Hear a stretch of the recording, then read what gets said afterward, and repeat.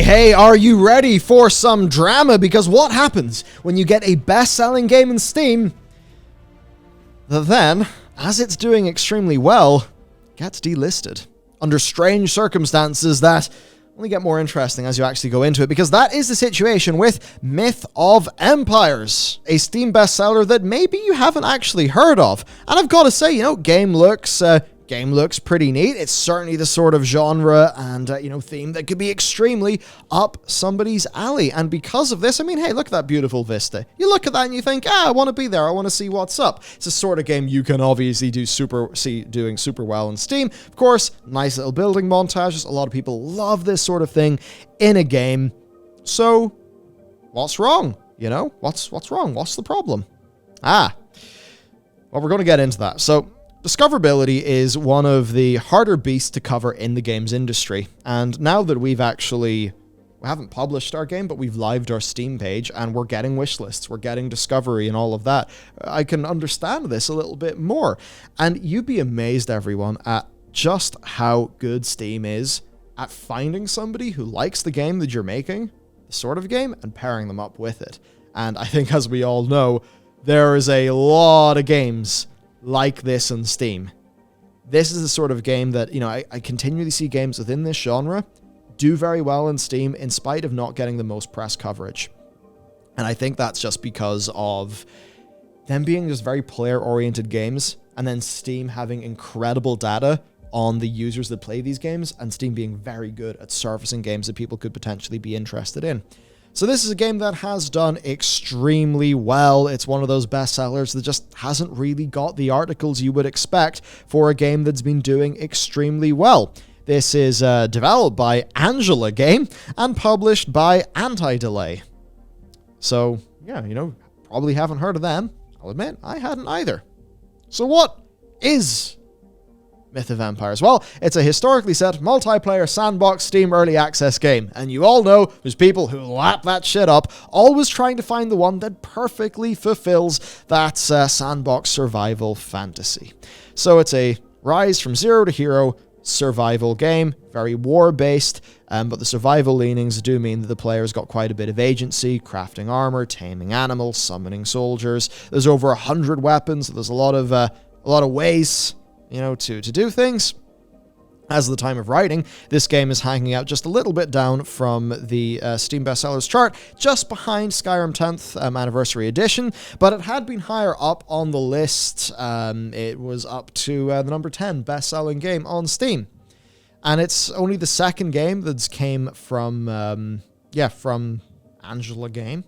They released Iron Conflict in January, which is a free-to-play online competitive real-time strategy with modern and World War II era aircrafts and tanks that it's actually done pretty well in terms of the user reviews, mostly positive, but not as good as this Myth of Empires game. And it's just that thing, we are continuing to see more and more games come out of China that are actually doing, pretty damn well. So with all of this stuff seemingly going well for the game and Angela Game, the developer, why is it gone? Well, it was all going well until it was delisted amid allegations of copyright infringement. So, Studio Wildcard, now they're the developers of Atlas, and of course, more recognizably, Ark Survival Evolved, and their publisher, Snail Games USA, have filed a copyright lawsuit against the Myth of Empires developer. They're alleging that Myth of Empires actually contains source code from Ark Survival Evolved. Wild. Now, the game has been pulled from purchase, but it is still, playable for anybody that already has it. Now, Angela Game has also confirmed that further optimization and content work will be continuing on the game, though obviously they won't be able to push those until the game is returning to sale. And they published a statement. So, apparently, there are some goings-on in Angela Games' native China in an attempt to basically phase Myth of Empires out. It's quite weird, right? So, dear players, please be informed that Myth of Empires is temporarily not available on Steam. We are working to communicate with Steam and fix the issue ASAP. This situation doesn't affect players who already purchased the game. And then we have, so this reply, people started to sort of think about this, and it kind of goes over to some Weibo posts that are going on. I think MOE is facing a huge problem. I'm from China, and I kind of know what will happen to a small game company when they make a good quality game. Under MOE's official Weibo, now Weibo is like the big social media in China, so under their Weibo account, if you can read Chinese, you can see everyone is talking about some huge big game company wants to put Myth of Empires down because the game is too great and took away market share from the larger company. Again, everything, as I said here has been rumor, but this individual thinks it's big fish eating small fish. I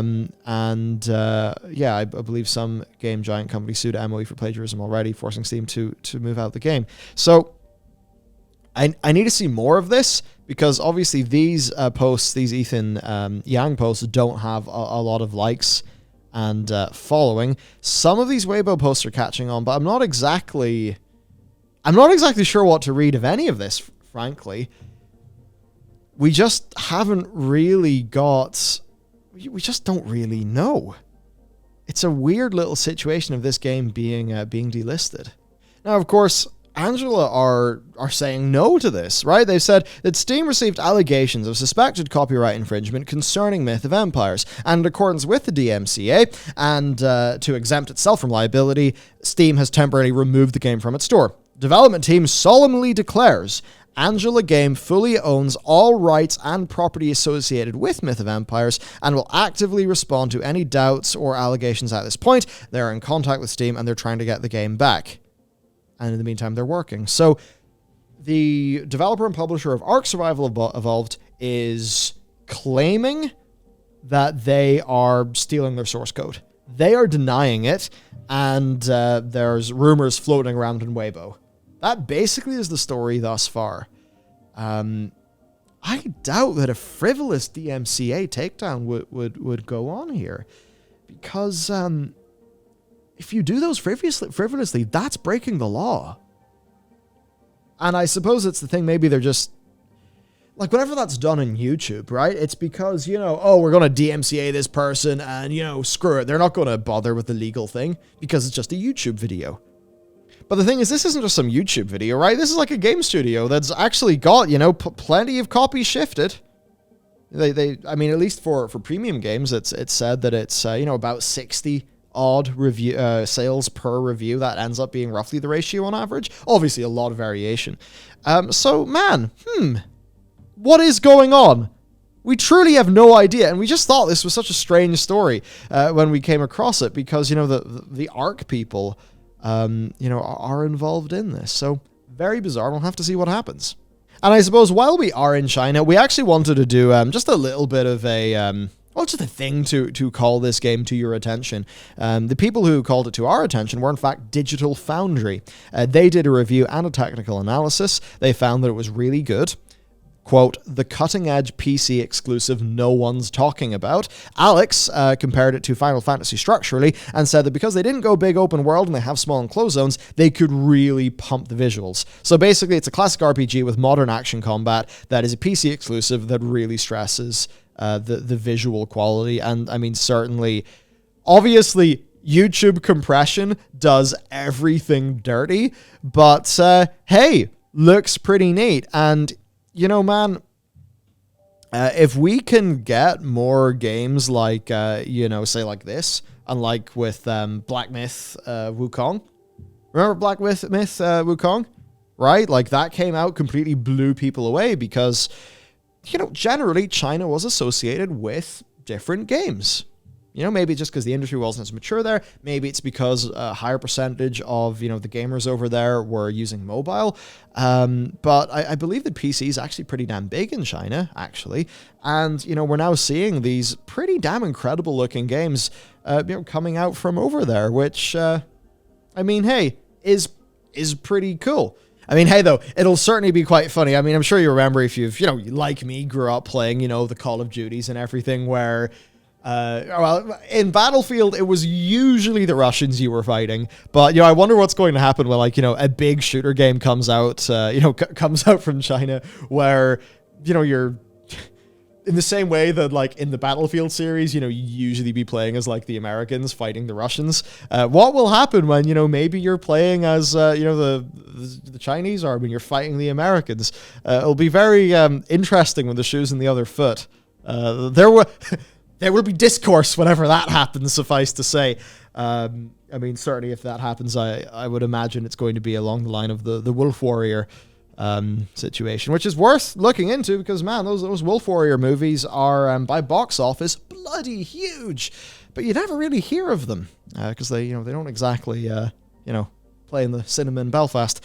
But interesting stuff nonetheless. So, hey, Sword and Fairy looks pretty sweet. That, Black Myth Wukong, some damn good video game to check out, I would say. And I guess another thing, culturally, the obvious ones like Romance of the Three Kingdoms, like there's just so many of like the visuals, the geography, some of the myth from this region of the world that, isn't always massively explored in games. And I think it would be pretty cool to see that stuff, see it done, I suppose. So there you go. Digital Foundry brought this up to us, and we thought we would bring it up to you. Between that and Black Myth, there certainly are games that are pushing the graphical envelope, eh? That's it from me. What do you think's going on? Do you think it's a copyright? What is it? It's always this thing with these sleeper games. And, Super Data don't exist anymore.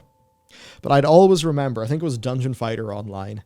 There was all these games, and they'd be Chinese games that you never hear about in the West that dominate, earning so much money, and you never hear about them. We were considering at some point doing a series being like, this is the highest grossing PC game.